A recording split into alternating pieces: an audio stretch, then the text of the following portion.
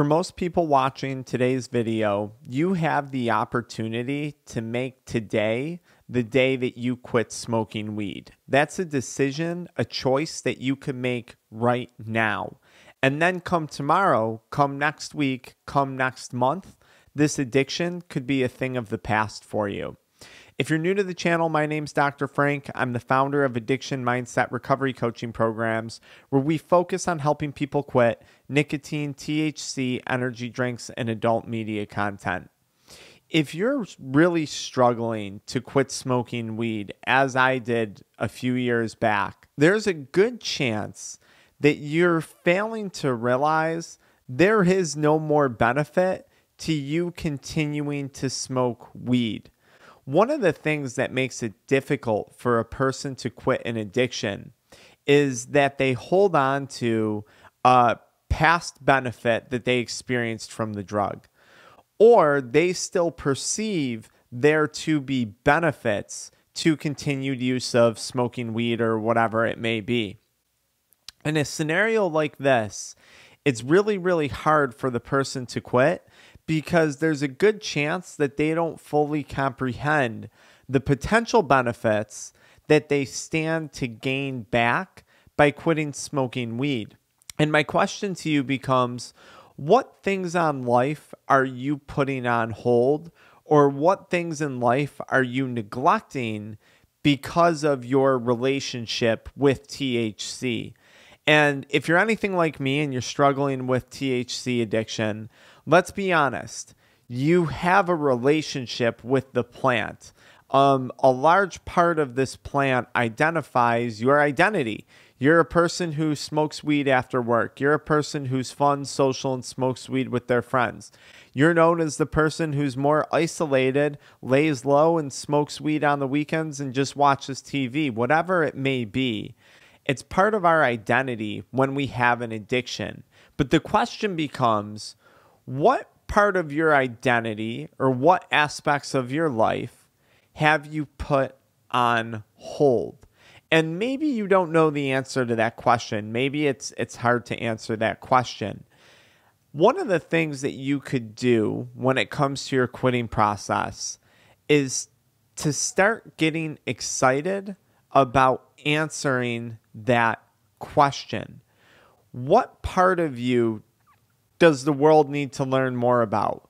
What part of you do we need to hear from? Do your friends need to hear from? Does your family need to hear from? What things do you need to be going after in life? Do you need to be re-upping on? Is it your relationship? Is it your business? Is it your finances? Is it your mental health in general, right? Maybe you're really, really secure in your finances. Maybe your relationships are bomb. Maybe it's just your mental health. I don't exactly know. Maybe it's your physical health. But what aspects of your life have you put on hold for weed? What aspects of your life have you neglected to make space for your relationship with THC? And if you can identify some things, is that really to your benefit, or is that to your detriment? When I look back on my journey, there was many things that I was putting on hold. I was 28 years old.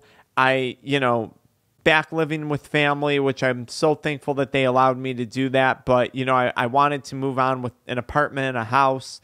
I wanted to move on with relationships. I wanted to eventually get married.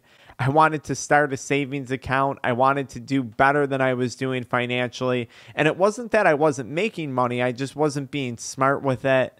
There was a lot of aspects of my life that were on hold because of how I was constantly pursuing my addiction to THC. My health was certainly on hold, especially with the early stages of cannabinoid hyperemesis syndrome, like I've talked about a lot on this channel. And when I finally quit, I freed up all that time, all that space, all that energy that I was putting into THC addiction to go pursue the aspects of my life that were on hold. And you have an opportunity today, right now, like literally at the end of this video, to stop smoking weed, to start pursuing in an excited way, to get amped up about it. All the things on life that you've wanted to pursue that have been on hold. Because by quitting, you're about to make space for a new version of you, a new identity of you, a new lifestyle for yourself. That's what quitting is all about. That's what sobriety is all about. It's not about what you gave up. It's about all this amazing stuff that you're going to gain back. And I need you by the end of this video to believe, legitimately believe, that there's benefit to quitting smoking weed, and that continued use works to your detriment, not to your benefit. If you can believe that, I promise quitting becomes so much easier. Why don't you follow me into the next video where I walk you through the process of how to get there mentally? Follow me into the next video.